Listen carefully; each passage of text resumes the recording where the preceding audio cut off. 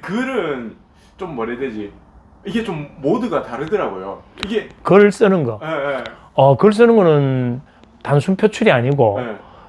이 표출을 하면서도 내 자신과의 만남이고 정리정돈 아, 그러니까요.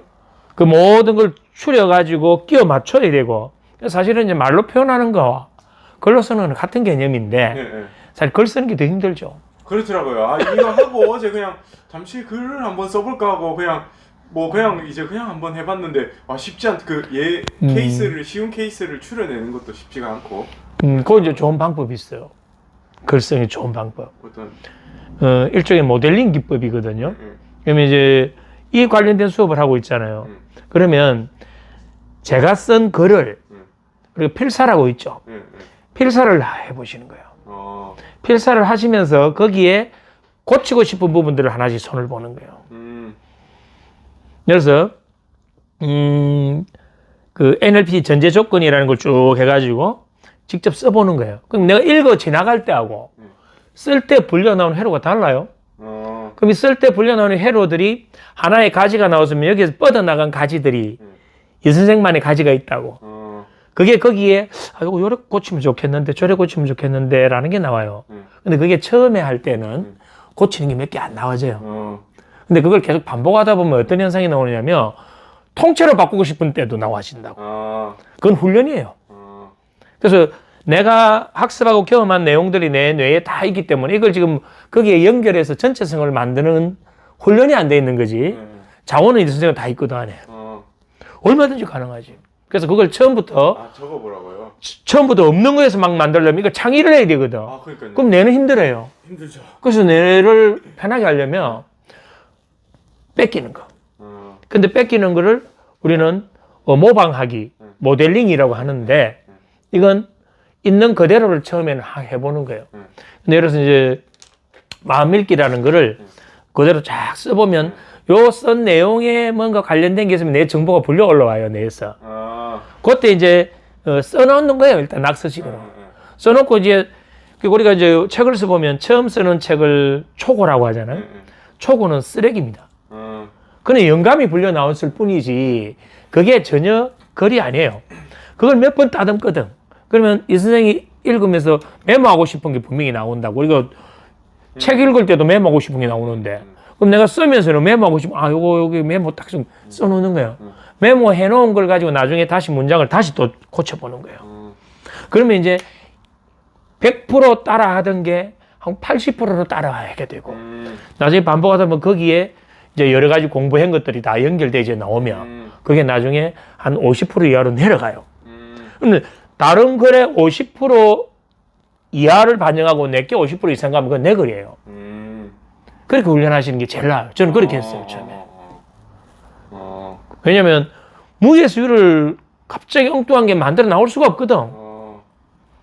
어떻게 무예수유를 만들어요? 우리가 뭐 타고난 천재도 아니고. 뭐 실사에서 거기 의견 첨부하고. 그렇게 써보시는 게 제일 낫죠. 괜찮아요. 그걸 하시면서 예를 들어서 이제 만약에 내가 불안과 트라우마라는 책이 있잖아요. 그 책을 본인이 쓰면서 그러면 불안에 대한 용어를 사전에서 한번 찾아보는 거예요. 그럼 내가 써놓은 거하고 다르거든. 다르면 요건 사전을 갖다 붙여가지고 거기 믹서 시켜가지고 바꿔버리는 게 나았는지 믹서 씌는 게 나았는지 그게 이제 창의적인 거거든. 그런 과정을 계속 거쳐보고 또 다른 데서 자료 찾아보기도 하고 내 기억을 붙이기도 하고 하면서 내 글이 만들어지는 거예요. 그런 글 쓰는 훈련이에요. 특히 이제 이런 그 멘탈적인 쪽은 이게 어떤 뭐 시를 써내는 영감이나 이런 게 아니잖아요. 어떤 과학적인 데이터가 축적된 거를 어떻게 조합해내고 배열하는가라고 보는 게 더 맞는 이야기거든. 그럼 그 조합과 배열을 새로 만들어낼 수 있는 나만의 색깔이 점차적으로 만들어져요. 그래서 내가 쓰는 훈련과 말하는 훈련을 동시에 하게 되면 엄청나게 도움되죠. 저는 쓰는 훈련이 많이 되어 있잖아요. 근데 말하는 이 훈련도 많이 되어 있거든. 그러다 보니까 좀 자연스러워져 버리지. 쓰는 걸 좀 해봐야겠네. 유선생 쓰는 거 잘할 것 같은데. 아니 제가 그 막 생각나는 거 막 노트에는 막 이래 적어 놓거든요. 여기 노트엔 적어 놓는데 요것도 이제 사실 키워드만 그냥 적어 놓는 거라서 어떤 문장 보면 갑자기 확 빨려 나와서 생각 나올 때 있잖아요. 막뭘 적어 놔야겠다. 그런 것도 사실은 그죠. 그 어떻게 보면 키워드만 적어 놓는 거라서 그거로 글을 쓰기도 쉽진 않더라고요. 아니, 적당히는 나오는데 그 양이 좀 그래도 좀 나와야 되잖아요. 그럴 때는 그 키워드가 예를 들어서 사랑이라는 키워드면 사랑과 관련된 수많은 정보들이 세상에 흩어져 있거든.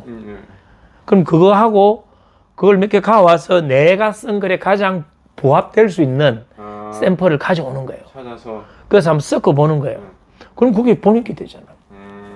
우리 학습이라는 게 뭐예요? 우리가 배우는 학습들이 다 지가 창조한 건가? 아니잖아요.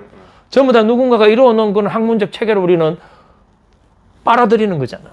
그럼 글 쓸 때도 마찬가지예요. 그렇게 한번 훈련을 해보세요.